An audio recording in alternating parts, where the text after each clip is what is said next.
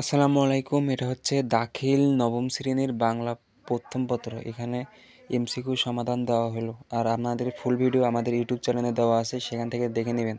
এখানে শুধু এমসিকিউ সমাধান, আর ফুল ভিডিও আমাদের ইউটিউব চ্যানেলে আছে। আর চ্যানেলে নতুন হয়ে থাকলে চ্যানেলটি সাবস্ক্রাইব করবেন। আর আপনাদের সুবিধার্থের জন্য আমাদের হোয়াটসঅ্যাপ গ্রুপ আছে, আমাদের হোয়াটসঅ্যাপ গ্রুপে অ্যাড হবেন। ধন্যবাদ সকলকে।